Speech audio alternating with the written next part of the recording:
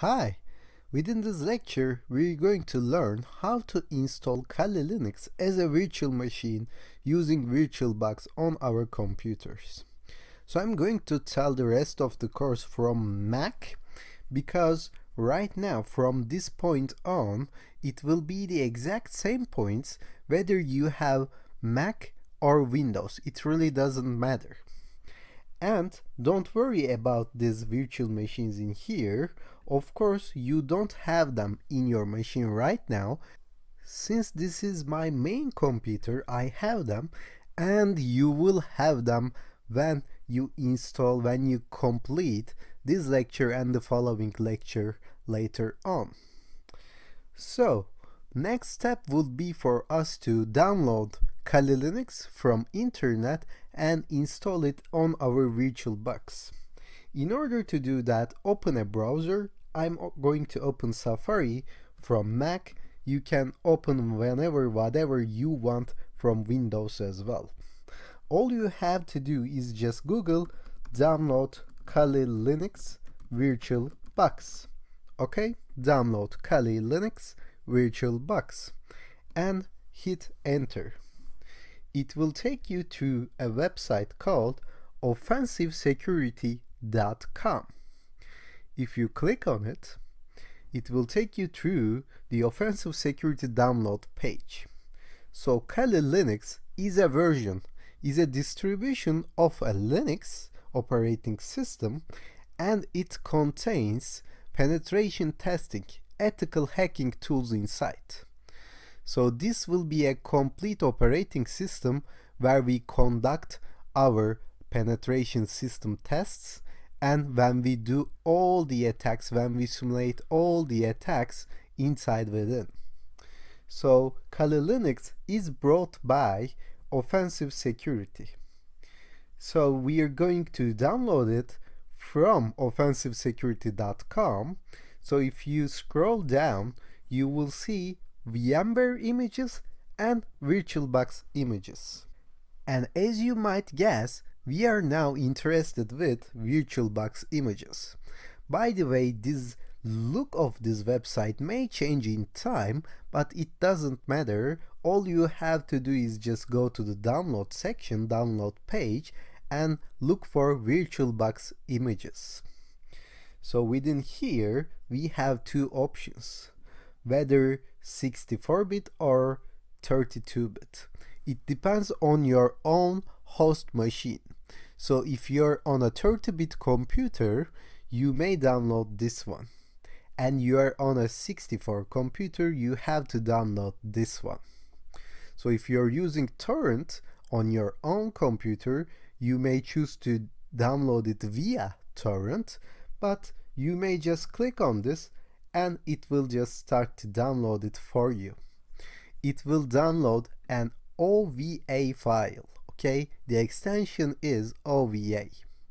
And this is 4 gigabytes. In order not to make you wait, I have already downloaded it before because it may take like 30-40 minutes depending on your internet connection.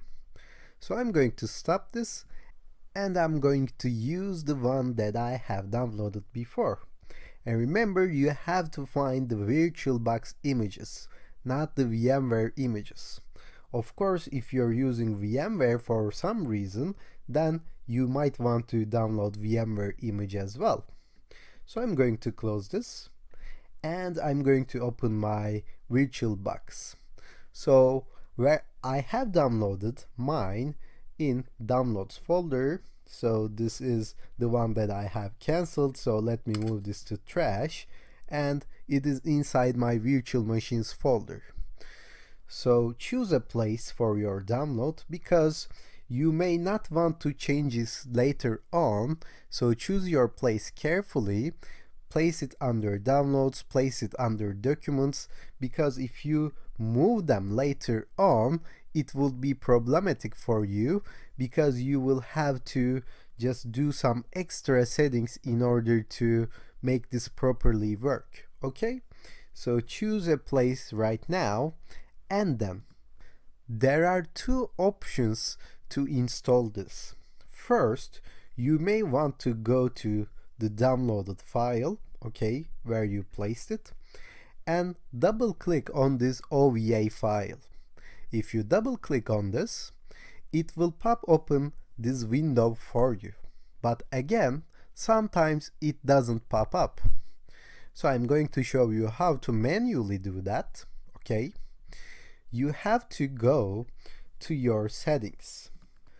In Windows, you can see it in here saying import. In Mac, you can go to the menu from file and say import appliance. And you can say import appliance from Windows menu as well. So we are trying to import the device that we have downloaded. All we have to do is just select that OVA file from this folder here.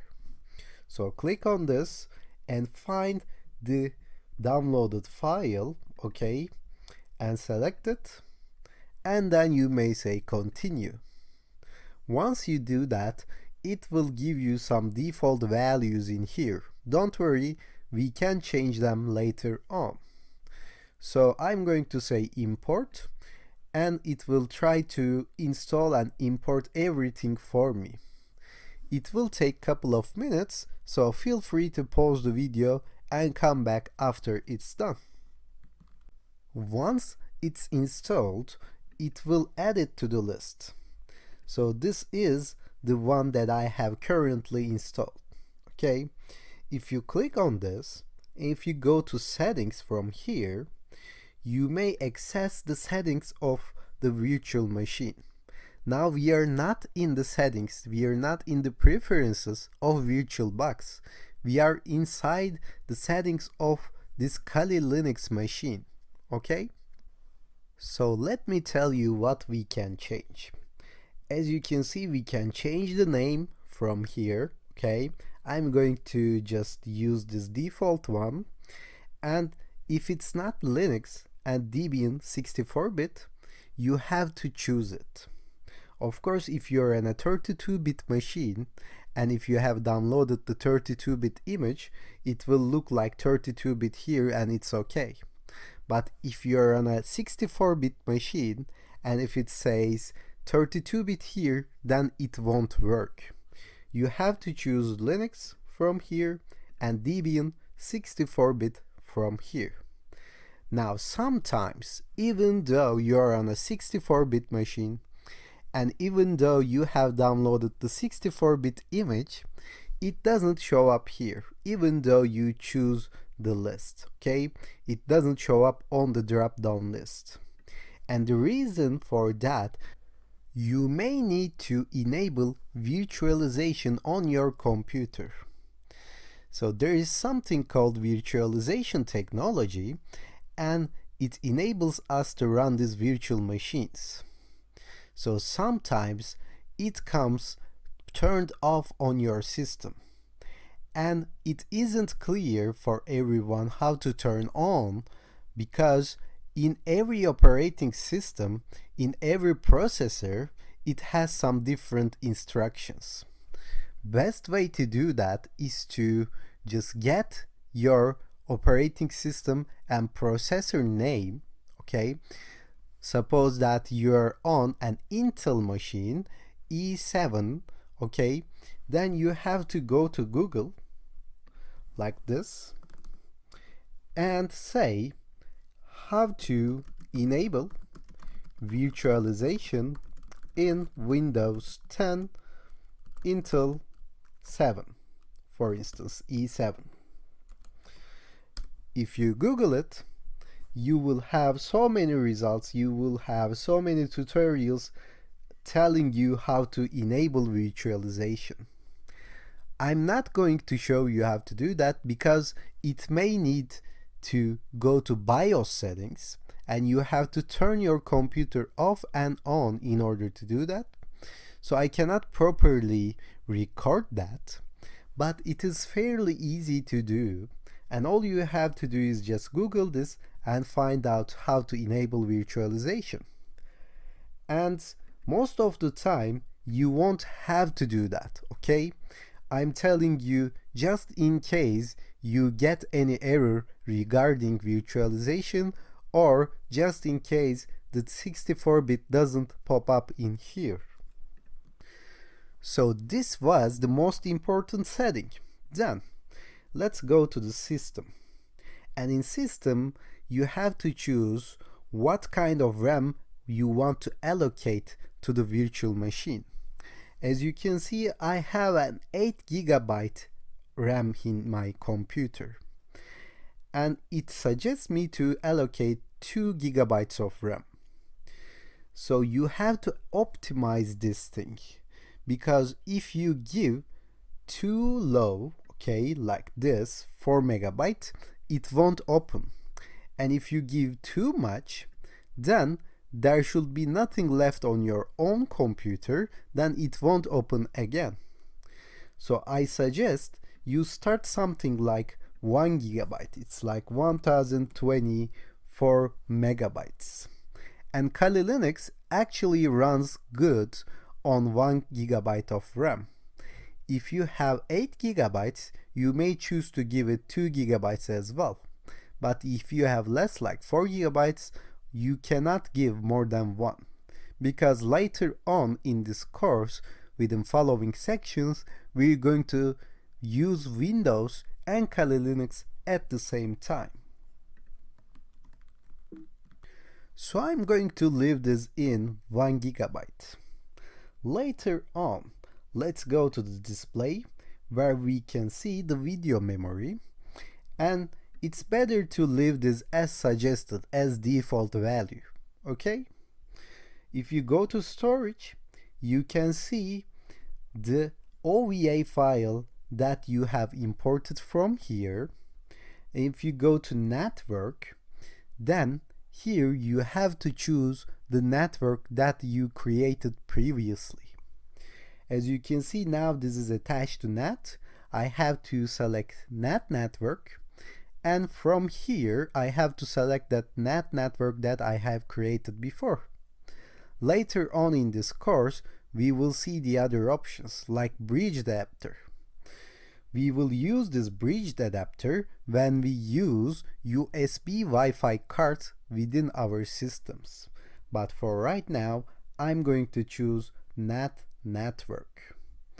From here, you may want to add some USB devices to your Kali Linux machine, and we are going to do that later on in this course as well. When we deal with USB Wi-Fi cards, we're going to use this USB section.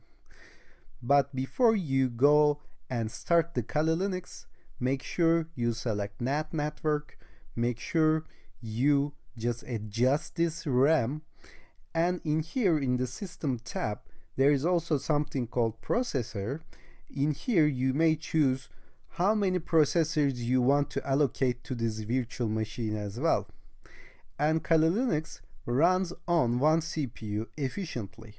Kali Linux is actually a very efficient system. So you can click OK after you do these kinds of settings, and you can go here and say start. It will open a new window for you where it will just run the Kali Linux. You have to wait until it's running here. So you may want to minimize this, or you may want to maximize this window as well. It doesn't matter. I suggest you wait until it's opened, then you maximize. And it will take a couple of minutes, especially if it's the first time you're running this. As you can see now, it asks for a username. So let me make this into a full screen so we can see it better. Once you see that screen in here, you have to give root as username. And before we go on, the password in the next section will be tur, okay? The exact opposite of root. So I'm going to give root as username, and I'm going to give tur as password and hit enter. So this will be our default account when we use Kali Linux, and we're going to see how to change the password later on. As you can see, this is now Kali Linux. This is our This is going to be our main operating system when we deal within this course. And we're going to see how to use this Linux, how to use this Kali Linux in the next section. But for right now, you're okay if you manage to run this Kali Linux. You may want to close it down. All you have to do is just click the closing sign in here, and you can say save the machine state. It means that don't turn off. Whenever I click start, just pop this on. You may want to say power off the machine as well. It will just turn off the machine for you, and you may want to go to your virtual machine and hit start to start it again. So if you come to this point, let's stop here, and within the next lecture we're going to do the same thing for Windows.